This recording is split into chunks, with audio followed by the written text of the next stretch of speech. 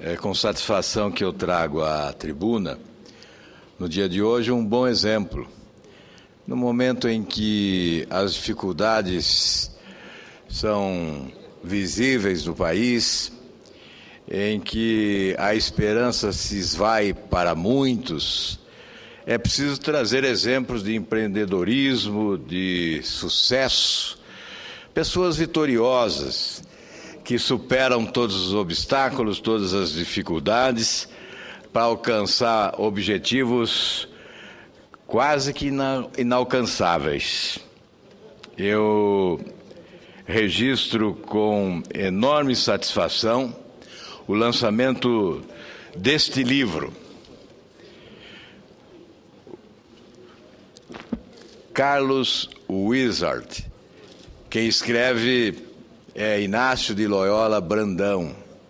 Sonhos não têm limites. É a trajetória do professor que se tornou um dos maiores empreendedores do Brasil. Uma história que merece ser conhecida. Uma história exemplo.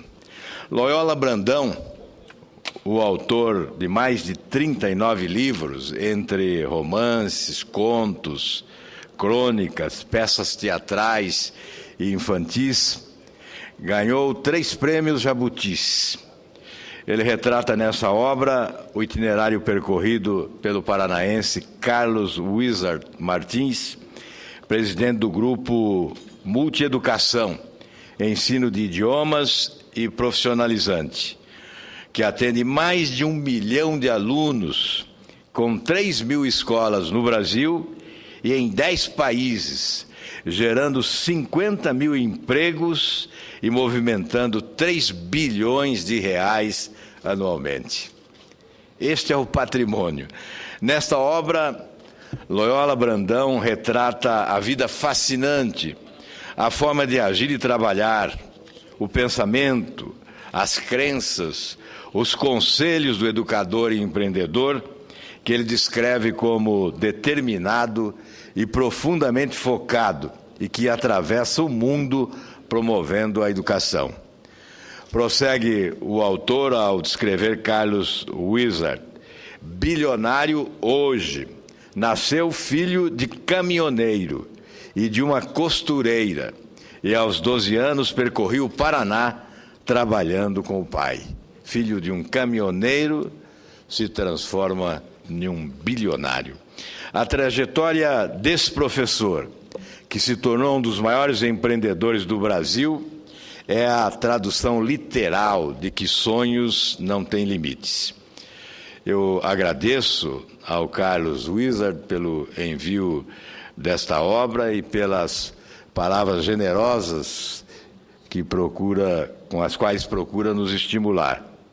Há um poeta irlandês, William Butler, que cunhou uma frase que não pode deixar de ser associada aos sucessos e aos momentos de dor deste homem que venceu as adversidades para alcançar o êxito.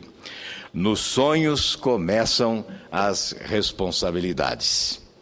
Esta é a homenagem que presto ao escritor Inácio de Loyola Brandão, vitorioso escritor, e ao Carlos Wizard, um paranaense que se tornou exemplo de empreendedorismo e de competência.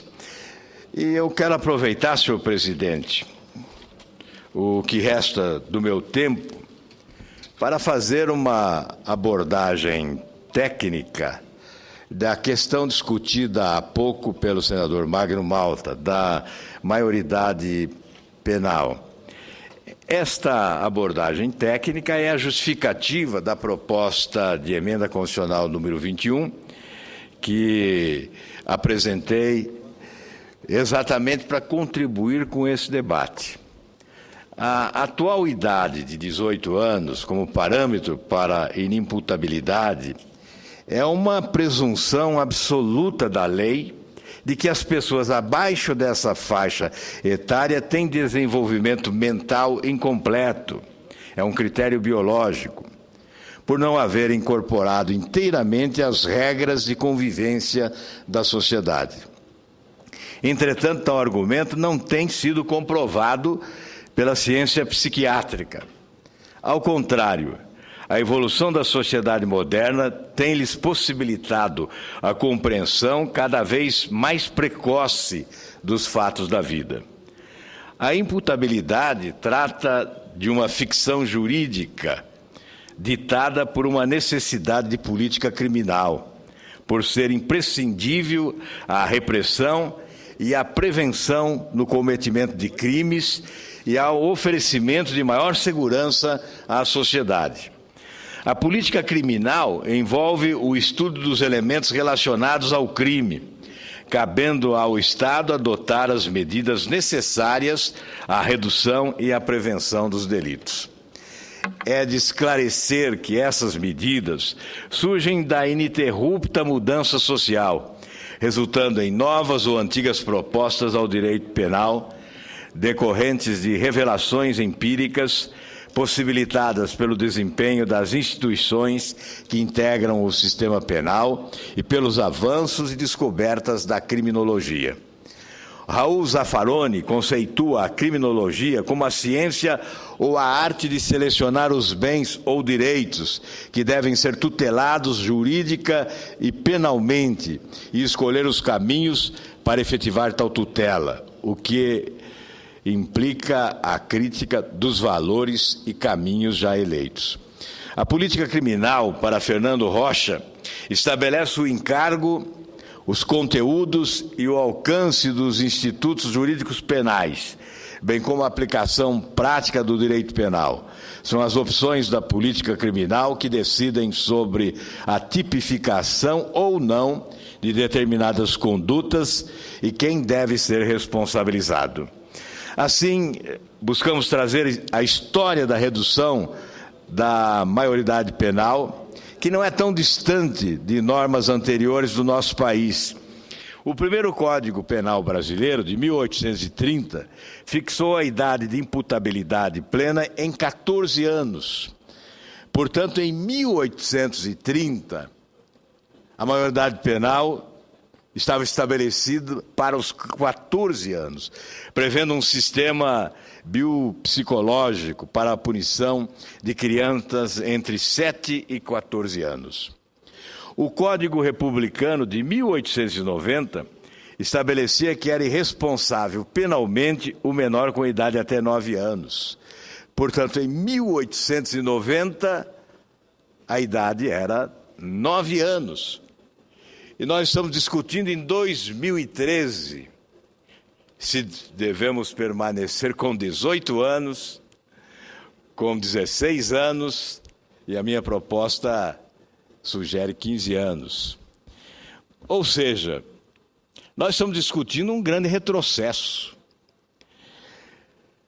Nós verificamos que com o advento do Código Penal de 1940 é que fixou-se o limite aos menores de 18 anos, tendo sido adotado o critério puramente biológico, em que se presume absoluta falta de discernimento do indivíduo menor de 18 anos. Portanto, em 1940 é que ocorreu o grande retrocesso. Se nós estabelecermos parâmetros de comparação com a legislação de outros países. No artigo 228 da Constituição, aí nós vamos discutir a questão da constitucionalidade desta proposta. Quando se fala em cláusula pétrea, não há que se falar que o artigo 228 da Constituição Federal seja cláusula pétrea, com o fulcro no artigo 60, parágrafo 4º dessa Constituição. Haja vista que a inimputabilidade não apresenta características de universalidade e indivisibilidade, essenciais aos direitos individuais.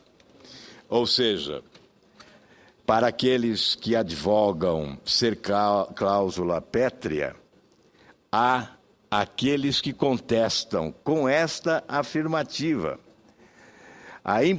inimputabilidade não apresenta características de universalidade e indivisibilidade essenciais aos direitos individuais. Portanto, não se trata de cláusula pétrea. E é possível, portanto, a alteração da Constituição, atendendo esse clamor popular, 93% dos brasileiros apelando para que ocorra alteração na legislação, alteração na Constituição para a redução da maioridade penal. Nas imagens veiculadas pela mídia, cada vez mais frequentes, há cenários dramáticos de jovens, alguns até no limiar entre a infância e a adolescência, audaciosos, violentos, dispostos a tudo e prontos para qualquer tipo de ato infracional, inclusive dispostos a matar gratuitamente.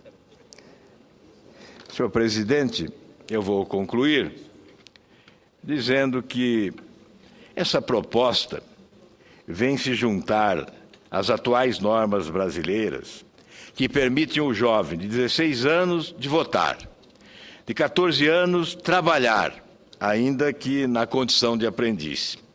Todos esses fatos corroboram para a audácia dos jovens, que nos dias de hoje possui mais conhecimento e acesso aos meios de comunicação e informação do que o jovem de 1940.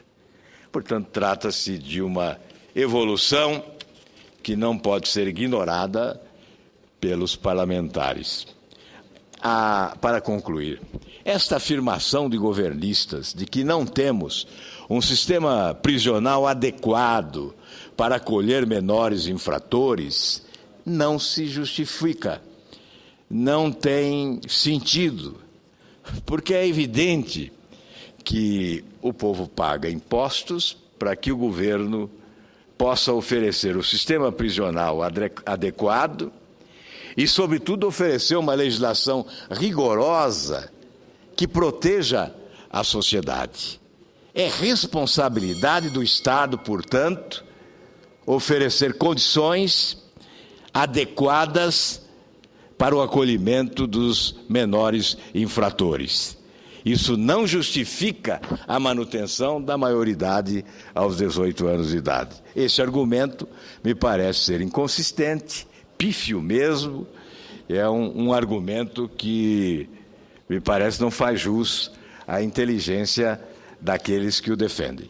Muito obrigado, senhor presidente. Eu concluo aqui, embora, se fosse acompanhar o pronunciamento do senador Magno Malta, eu teria que ficar aqui até o final da tarde. Muito obrigado, senhor presidente.